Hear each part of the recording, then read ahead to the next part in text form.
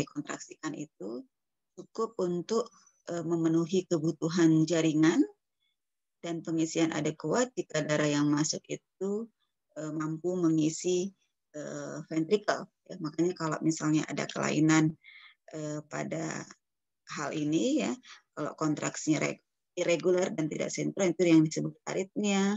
Kalau kelainan pada katup jantung itu yang stenosis atau regurgitasi. Kalau kontraksi dan pengisian yang tidak adekuat itu yang gagal sistol dan gagal diastol. Gagal jantung sistol dan gagal jantung diastol.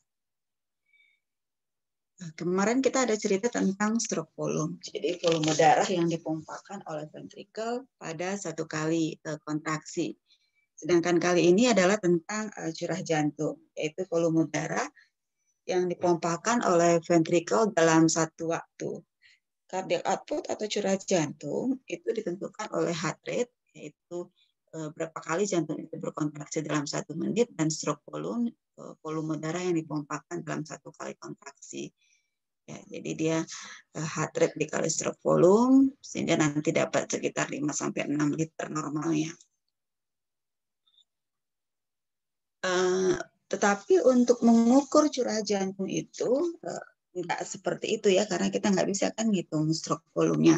Jadi ada metode pengukuran curah jantung secara tidak langsung, ya, yaitu yang pertama metode pengukuran dengan direct fix, ya, dan yang kedua dengan metode indikator dilusi.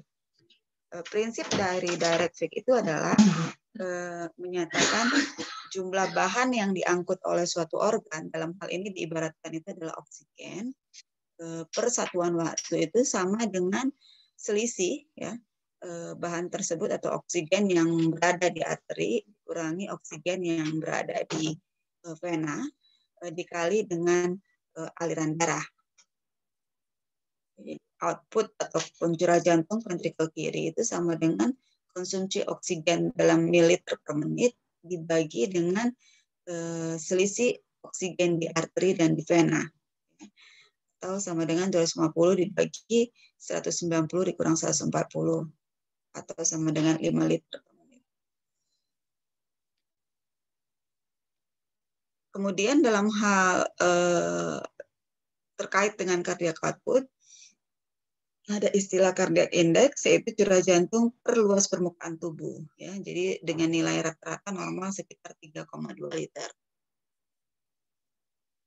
Sedangkan teknik indikator dilusi itu adalah curah jantung itu ditentukan oleh jumlah indikator yang disuntikkan, ya, dibagi dengan rata-rata konsentrasi indikator itu di dalam arteri setelah melalui satu siklus, ya.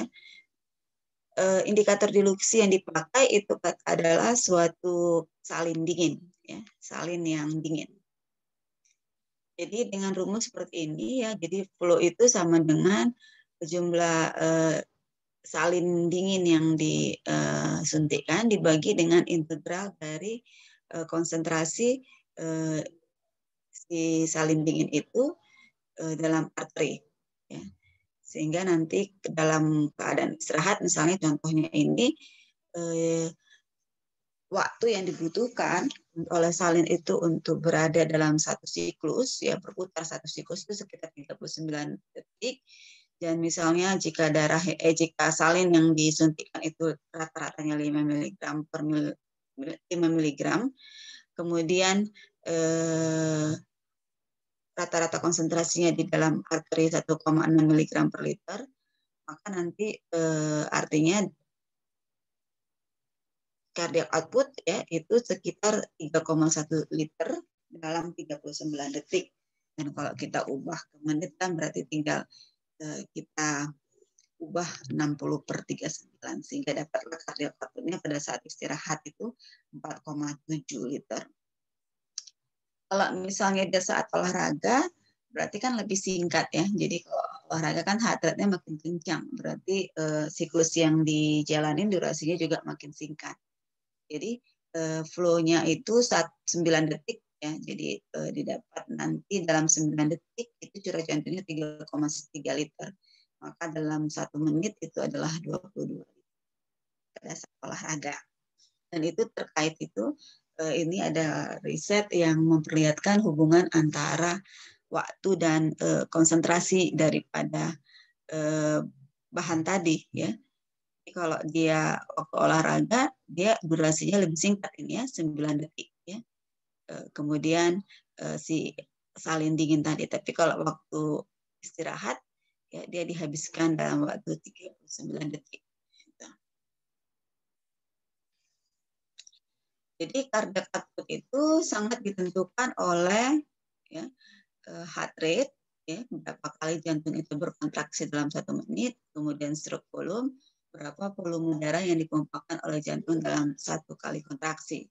Heart rate ditentukan oleh depolarisasi daripada sel-sel autoritmik, ya, kecepatan depolarisasinya, dan dia akan diperlambat oleh inervasi atau persarapan parasimpatis dan dipercepat oleh aktivasi sistem saraf simpatis.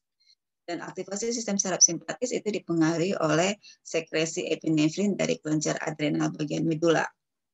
Sedangkan stroke volume ya, atau volume sekuncup ya, itu ditentukan oleh kekuatan kontraksi daripada myocard ventricle, dan dia dipengaruhi oleh gaya kontraktilitas dan dipengaruhi oleh hubungan panjang dan regangan daripada serabut otot. Untuk panjang dan regangan itu dia bervariasi tergantung kepada jumlah darah yang masuk. Nanti ada hukum Frank-Starling. Kemudian kontraktilitas ini ditentukan lagi oleh aktivasi sistem saraf simpatis. Kemarin ada saya perlihatkan kemarin tentang gimana kalau ujung daripada saraf simpatis itu dia itu berakhir di otot ventrikel ada ya, sehingga nanti dia ketika aktivasi simpatis dia akan meningkatkan kekuatan kontraksi. Kemudian nanti venous rhythm ini nilainya ya, jumlah volume darah yang kembali lagi ke jantung itu sangat ditentukan oleh pompa otot rangka dan pompa sistem pernafasan. Distribusi curah jantung yang tadi misalnya 5 liter per menit itu nanti dibagi ke seluruh organ tubuh kita ya. Jadi distribusi yang paling banyak itu diterima oleh hati dan saluran cerna.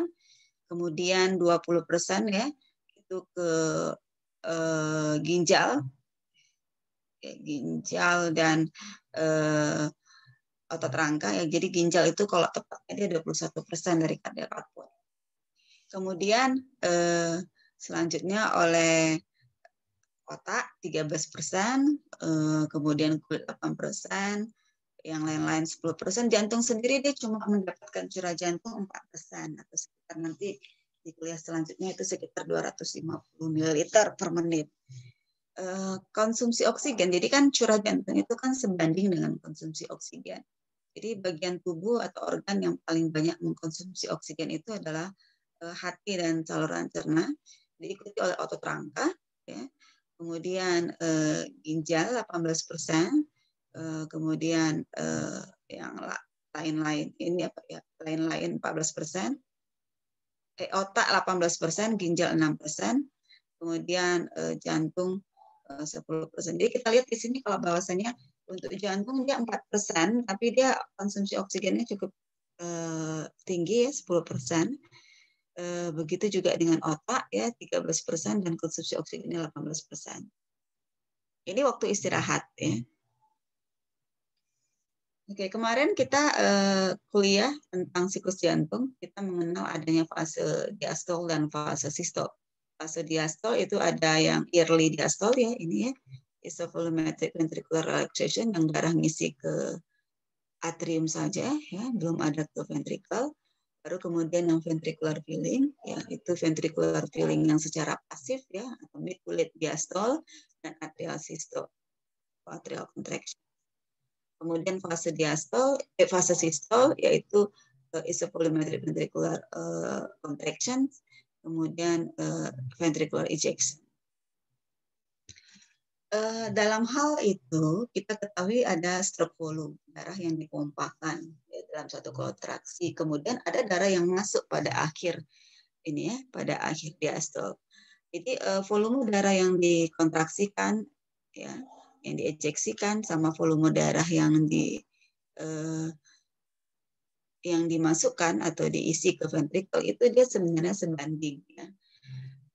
Jadi sehingga nilai berapa persen darah yang dipompakan dibandingkan darah yang masuk itu disebut dengan ejection fraction. Dia akan menggambarkan bagaimana performa jantung, ya, penampilan jantung dalam kemampuannya mengontraksikan darah yang masuk ke dalam ruangannya.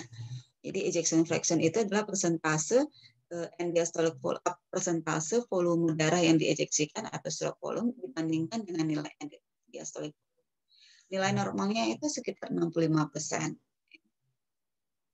Jadi nilai ejection fraction itu sering dijadikan sebagai alat untuk menilai fungsi jantung dan juga untuk menilai prognose daripada penyakit jantung. Nanti kita lihat ada gagal jantung yang dia nilai ejection fraction-nya akan berkurang. Pertama gagal jantung sistolik. Kemudian cardiac output pada beberapa keadaan. Jadi kali ini kita melihat faktor-faktor yang mempengaruhi cardiac output. Kalau tadi kan ada heart rate dan stroke volume, jadi ada kondisi-kondisi klinis yang mempengaruhinya ya, terkait dengan dua faktor tadi, yaitu stroke volume dan heart rate. Stroke volume itu kan jumlah darah yang dipompakan oleh jantung dalam satu kali denyutan atau kontraksi, ya, di mana pada saat istirahat sekitar 70 ml, tepatnya dalam posisi telentang atau supine, karena nanti posisi juga menentukan nilai daripada cardiac output. Cardiac output itu adalah volume darah yang dipompakan oleh jantung dalam 1 menit. Nah, pada saat istirahat, posisi telentang, rata-ratanya 5 liter. Ya. Atau 70 kali 70 2 kali per menit. Oke, ini kondisi-kondisi yang bisa mempengaruhi nilai curah jantung. Jadi kalau misalnya tidur, suhu lingkungan yang tidak terlalu ekstrim, itu tidak ada terlalu perubahan, tapi dia akan meningkat ketika aktivasi simpatis. Tadi kan untuk heart rate ditentukan simpatis, kontraktilitas juga ada pengaruh daripada simpatis. Anxiety dan excitement. Jadi waktu pas aktivasi simpatis, waktu keadaan cemas, ya, waktu keadaan cemas atau waktu gembira, nah, itu dia heart rate-nya bisa meningkat, kontraktilitas atau jantungnya juga meningkat. Makanya ya sering nanti kan terkaitnya kan dengan tekanan darah ya, alat ukur diagnostik yang secara tidak langsung untuk menggambarkan fungsi jantung yang paling sederhana itu kan tekanan darah. Makanya sering itu orang tuh hipertensi itu kapan? Waktu cemas, stres, banyak faktor pikiran, ya kan? Sama olahraga yang berlebihan, ya. Jadi olahraga itu exercise mulai dari tekanan darah yang tinggi atau bisa terjadi serangan jantung ataupun stroke. Nah, pada exercise itu bisa kenaikan curah jantung itu 700%. Kan sering kan dengar berita kan orang kena serangan jantung waktu olahraga futsal. Tapi sekarang ini udah jarang ya. Tapi kemarin itu gitu kan olahraga futsal tiba-tiba jatuh. Ternyata kita nggak tahu ada penyempitan pembuluh darah, ada aterosklerotik.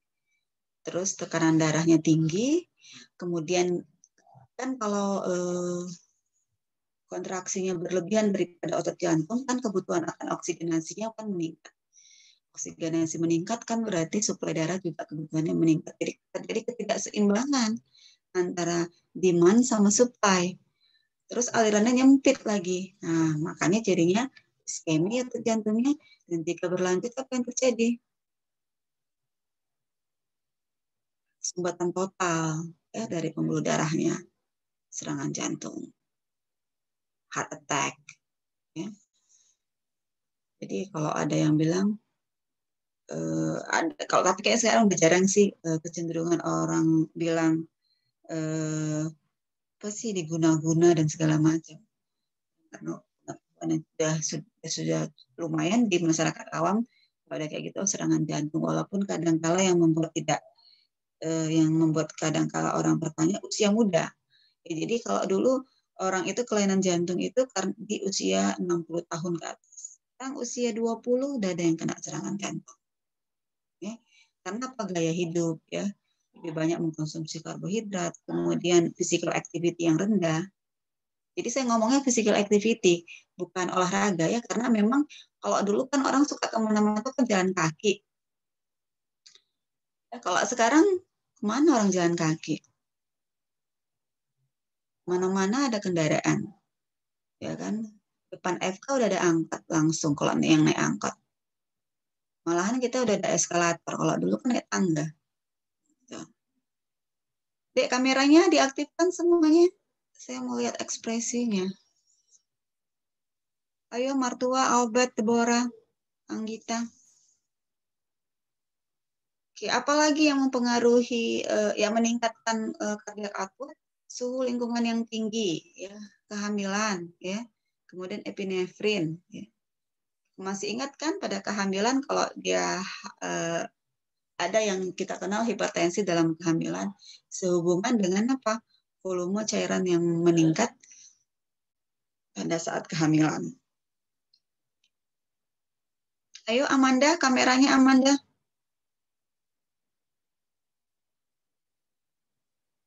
Monica, Kezia, Yesindi. Ayo kameranya diaktifkan ya. Biar saya tahu nih saya ngajar diperhatiin gak sih. Gabriela ini kemana keluar deh? Oke. Ya. Oke, yang kedua ini yang menurunkan ya, kondisi-kondisi yang menurunkan perubahan posisi ya, dari berbaring ke duduk dan berdiri 20-30% penurunan cardiac output. Jadi sering orang keluhannya apa? Bangkit dari tidur, kepalanya pusing, oyong. Karena dengan perubahan posisi itu terjadi penurunan curah jantung sekitar 20-30%. Tidak bisa dipungkiri bahwasanya pengaruh gravitasi itu berperan ya, dalam venostrit dan mengembalikan darah kembali ke jantung. Jadi ketika dia berubah posisi itu kan dia melawan gravitasi sehingga darah yang balik ke jantung akan berkurang. Jadi pada kondisi yang normal untuk mengantisipasi itu heart rate-nya ditingkatkan. Jadi aktivasi simpatisnya ditingkatkan. Jadi pada orang yang seperti ini dia tidak bisa memenuhi mengikuti perbedaan posisi tadi, perubahan posisi tadi, sehingga nanti tekanan darahnya berkurang. Keluhannya keoyong. Ingat tadi suplai darah ke otak itu cukup tinggi, ya. Jadi ketika oksigenasi kurang, maka nanti akan terjadi penurunan kesadaran. Ya, oksigenasi ke otak. Kemudian ada pada kondisi rapid aritmia, kemudian pada penyakit jantung. Oke, ini faktor-faktor yang mempengaruhi daripada cardiac output sama seperti yang tadi yang dan slide sebelumnya tentang stroke volume. Ya, jadi di sini dia lebih ke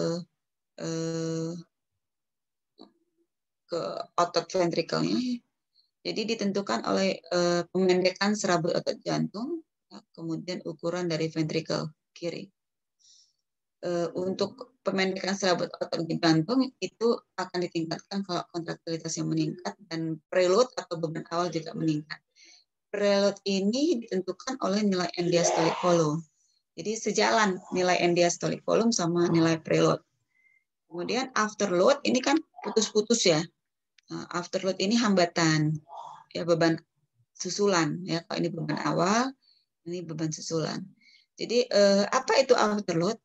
Yang menghambat pemendekan serabut otot jantung, yang menghambat kontraktilitasnya, yaitu kondisi daripada aorta ya, untuk ventricle, kondisi daripada aorta. Misalnya aortanya kaku, katupnya nggak kebuka lebar, nah, jadi nanti shortening daripada serabut otot ventrikelnya menjadi lambat.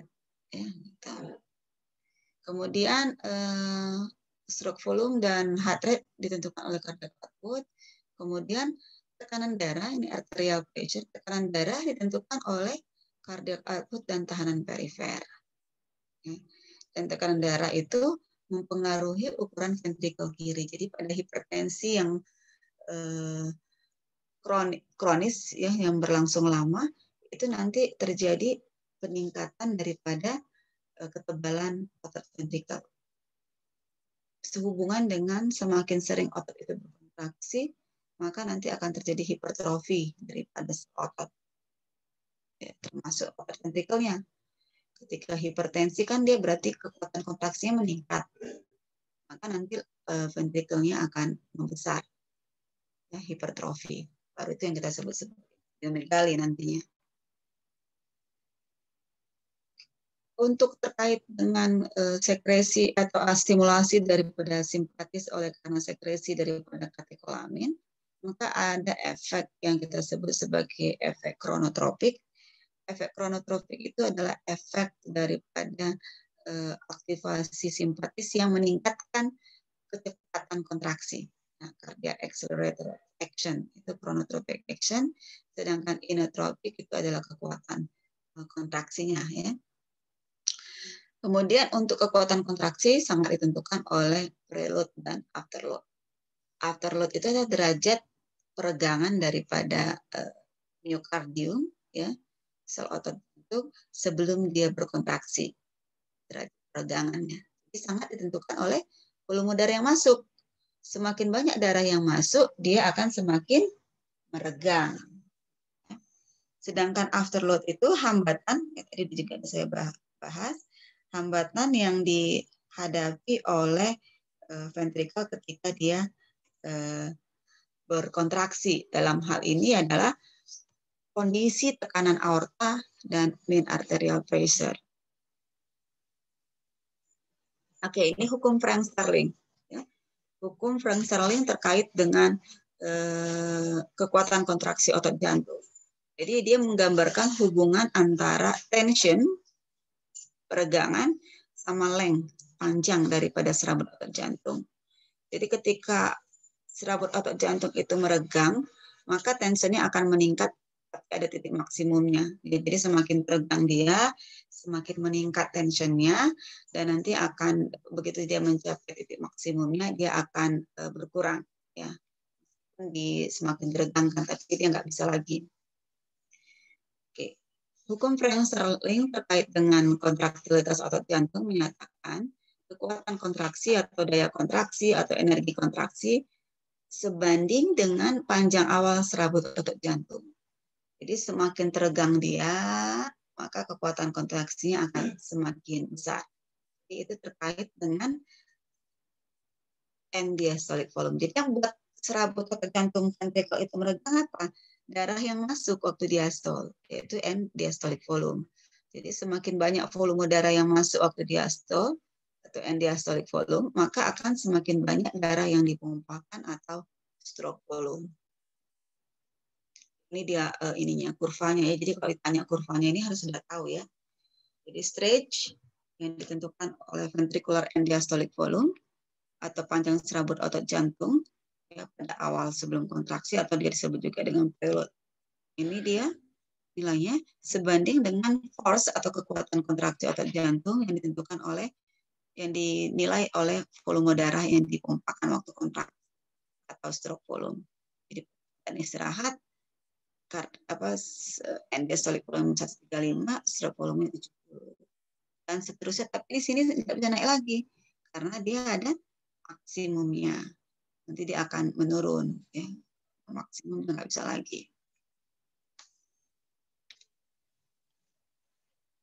Oke, nanti kalau untuk cardiovascular function, ya, fungsi jantung ini, kita nanti kalau kamu baca buku itu ada dia kurva sistol, ya, kurva tekanan sistol dan kurva tekanan diastol. Untuk ventricle, ya. Jadi waktu pas dia sistol itu kan dia di 120, ya kan, sampai nanti maksimumnya kapan, ya kan, sampai di 270 maksimumnya baru nanti dia turun lagi, nggak bisa lebih dari sini, ya. Jadi semakin dia meningkat kekuatan kontraksinya, maka tegangannya, ya, tensionnya, tegangannya semakin meningkat sampai di titik maksimumnya. Kemudian diastol itu juga sebanding dengan sistol, kan, semakin meningkat dia tekanan diastolnya waktu pengisian volume darah, maka tekanannya juga akan semakin meningkat. Kemudian panjang serabut otot jantung sebanding dengan tensionnya. Jadi semakin meningkat dia regangannya karena pengisian daripada darah pada saat diastol, maka dia akan semakin meningkat tegangannya.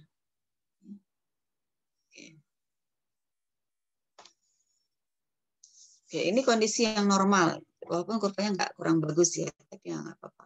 Kondisi yang normal, ini end diastolic volume sebanding dengan stroke volume. Ketika stimulasi adrenergik, end diastolic volumenya menjadi durasinya lebih singkat, tapi stroke volumenya menjadi kuat ya, karena durasi pengisian darahnya kan berkurang. Kemudian kalau misalnya fungsi jantungnya berkurang, meskipun end diastolic volumenya meningkat, tapi nggak diikuti dengan stroke volume yang meningkat.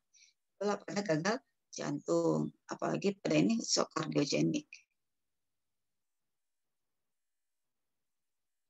Oke, ini faktor-faktor yang mempengaruhi end diastolic volume. Nah, ini yang disebut tadi systolic pressure curve. Ini yang diastolic pressure curve ya. Jadi dia ini volume, ini tekanan. Volume yang ditentukan oleh diastol itu adalah preload. Volume yang dihasilkan pada saat ejeksi itu dipengaruhi oleh afterload. Akhir sistol end diastolic volume, end systolic volume. Ya. Pokoknya waktu diisi di ventricle end diastolic volume, yang dikeluarkan stroke volume, yang tertinggal itu end systolic volume. Nah, ini normalnya hubungan antara systolic pressure curve, diastolic pressure curve, ke volume end stroke volume, end systolic volume, dan end diastolic volume. Kemudian hubungannya ke preload dan afterload. Apa yang terjadi kalau misalnya terjadi peningkatan kontraktilitas, maka kurvanya akan bergeser, ya, shift to the left, bergeser ke kiri, sehingga nanti stroke volumenya meningkat, ya, dengan meningkatkan kekuatan kontraksi daripada ventricle. Jadi nanti systolic pressure curve-nya shift to the left, and systolic volumenya berkurang, stroke volumenya meningkat. Paham ya? Ngelihat kurvanya ini ngerti ya? Kalau nanti ujiannya gambar-gambar kurva bisa lah ya. Oke, selanjutnya ini ya, kalau misalnya decrease contractility, kontraktilitasnya berkurang, maka nanti systolic pressure curve-nya shift to the right, ya, dia bergeser ke kanan, ya, maka nanti end systolic volume-nya berkurang, ya, dan stroke volume-nya akan berkurang. Kalau misalnya increase filling, ya, jadi volume darah yang masuk ke ventricle meningkat, ya, maka dalam hal ini adalah diastolic pressure-nya, ya, yang digeser, ya, digeser ke arah kanan, ya, ujungnya itu, ya, geser ke kanan, sehingga nanti stroke volume-nya akan meningkat. Oke.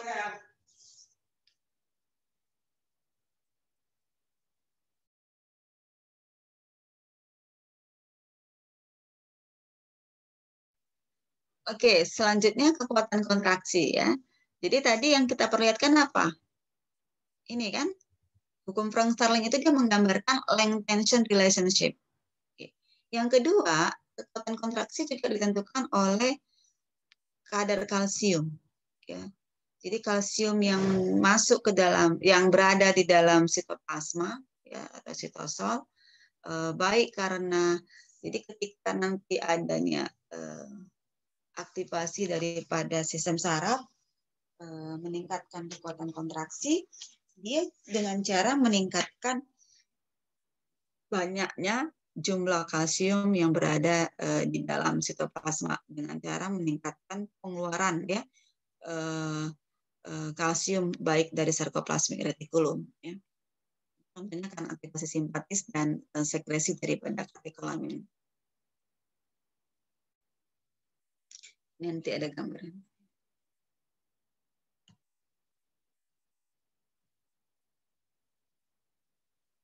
Oke, ini sama juga ya. Faktor-faktor yang bisa meningkatkan ataupun mengurangi panjang ventrikel. Ini kalau diterkaitkan ke tadi sama ya. Jadi yang meningkatkan panjang ventrikel kan berarti meningkatkan apa? End diastolic volume, berarti meningkatkan stroke volume, berarti meningkatkan cardiac output. Ya. Ketika kontraksi atriumnya makin kuat, total volume darah makin meningkat. tonus vena yang meningkat, pompa otot rangka yang meningkat. Ini misalnya waktu olahraga. Negatif intratorakal yang makin meningkat. Kemudian yang menurunkan perubahan posisi, ya berdiri. Peningkatan tekanan intraprekardium. Kemudian berkurangnya compliance, ya elastisitas daripada ventricle. Oke, ini sama juga seperti tadi, kontraktilitas daripada jantung banyak faktor yang mempengaruhinya, ya. Simpatis, parasimpatis, sirkulasi katekolamin, hukum Frank Sterling, force relation, frequency relation, obat-obatan, kondisi kadar oksigen, karbon dioksida, asidosis atau tidak, obat-obat antidepresan, ya, kerusakan daripada miokardium ataupun intensif depresan. Ini faktor-faktor yang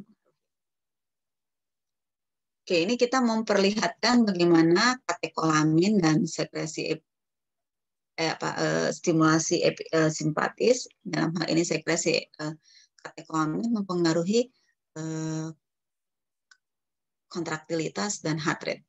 Jadi nanti norepinefrin akan duduk di beta 1 adrenergic receptor, sehingga dia akan menyebabkan pengaktifan siklik AMP, ya, dengan cara mengubah JTP jadi GDP, baru nanti JTP-nya akan berikatan pada adenylat siklase, ya.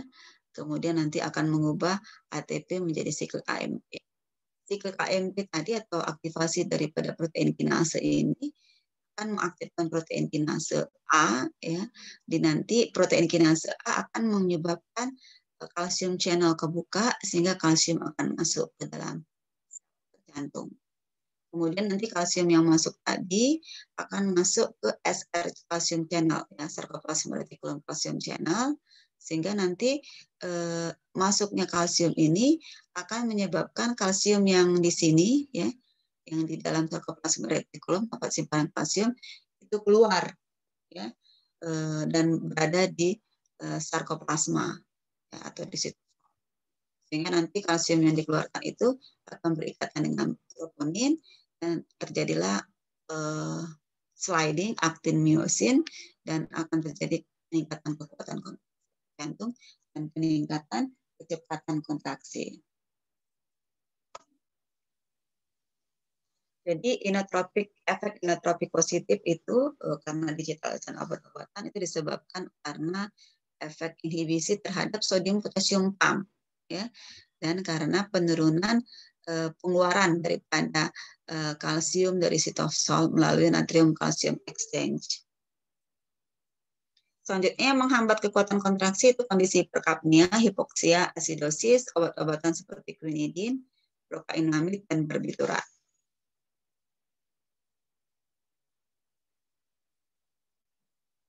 Jadi digitalis itu dia menyebabkan inotropik positif, ya, disebabkan karena efek inhibisinya terhadap sodium potasium pump, ya, juga menghambat penurunan kalsium removal dari sitosol.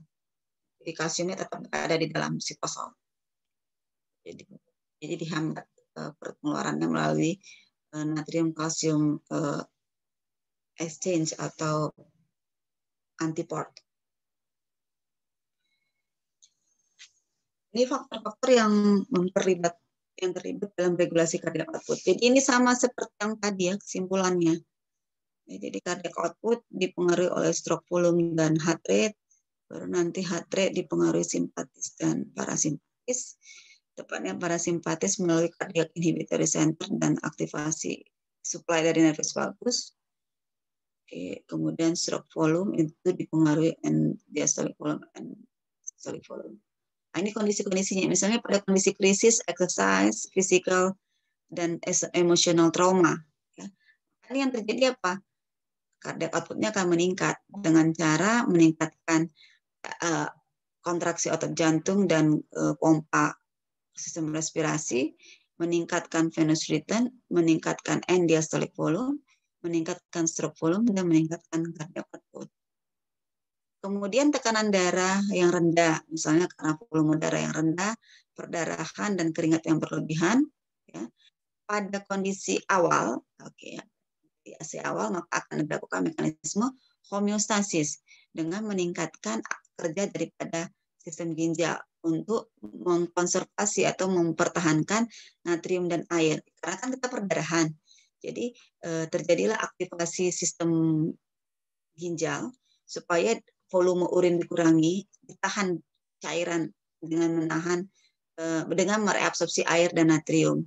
Jadi volume darah ditingkatkan dengan harapan meningkatkan venous return dan diastolic volume meningkat dan stroke volume meningkat. Tetapi ketika hal itu tidak berhasil, kan, maka pada perdarahan itu akan terjadi penurunan daripada venous return dan diastolic berkurang, stroke volume berkurang, kardiak akan berkurang. Jadi artinya ketika terjadi penurunan tekanan darah pada kondisi klinis seperti ini, perdarahan dan keringat berlebihan, atau pada dehidrasi, itu karena mekanisme homeostasis yang gagal. Jadi nanti akan kita jumpai tekanan darah yang berkurang diikuti dengan volume urin yang berkurang, oliguri, dan bahkan nanti bisa jatuh ke anuri. Jadi bisa jadi gagal jantung, gagal ginjal akut. Gagal ginjal akut nanti di kuliah genitourinary system ya. Kemudian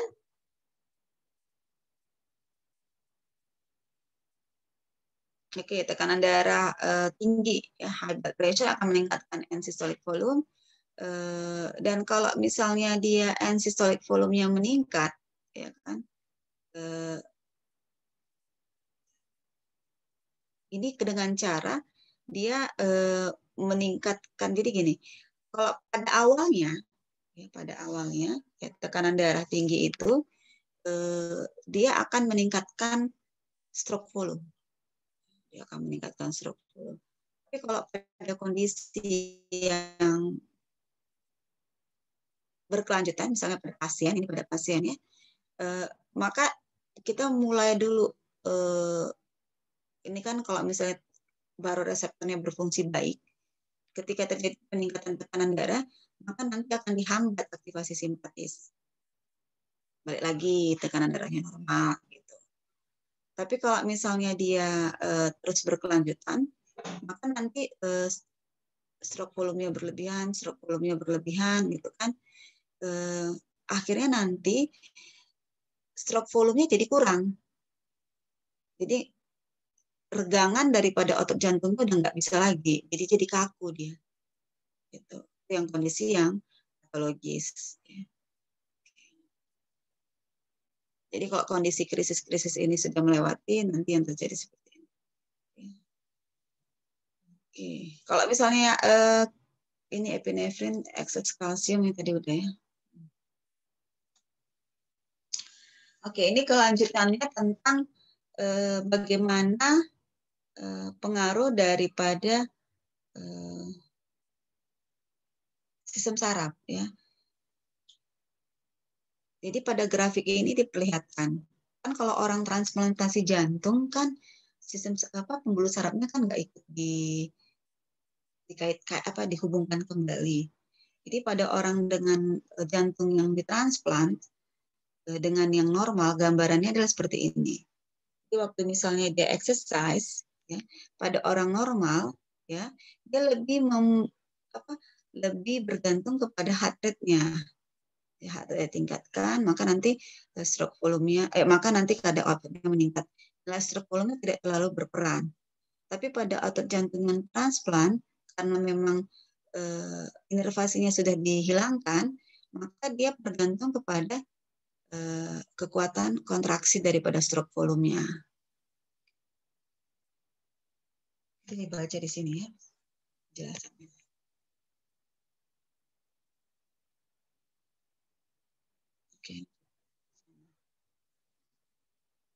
Oke, kemudian ini perbedaan antara atlet sama tidak atlet. Orang yang rajin olahraga sama yang nggak rajin. Jadi pada orang yang atlet, ya, dia heart rate-nya lebih rendah, tapi bukan berarti dia aritmia.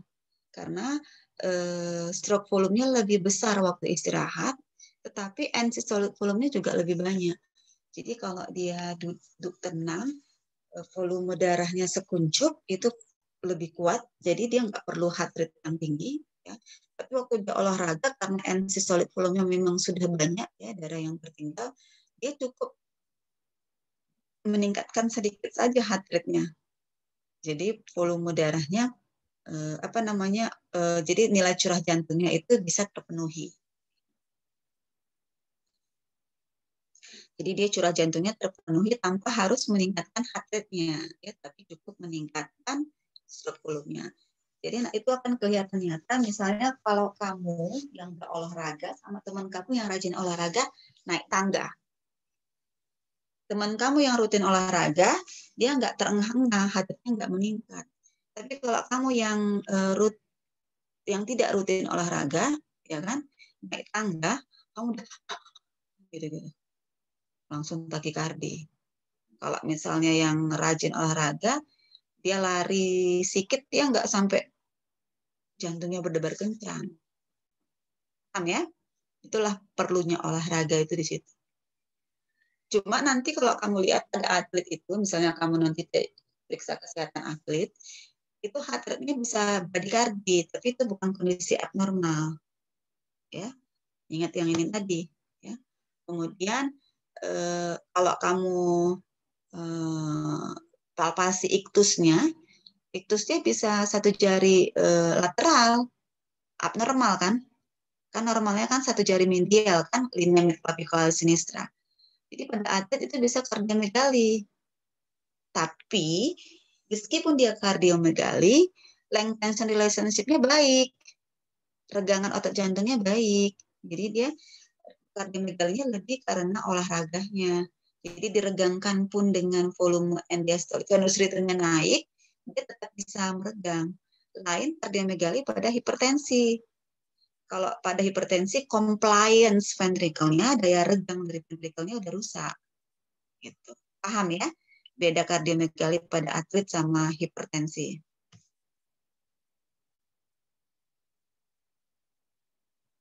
Kemudian oxygen consumption. Oxygen consumption dia basal ya, yang itu 2 ml per 100 gram mililiter per menit. Artinya waktu istirahat otot jantungnya.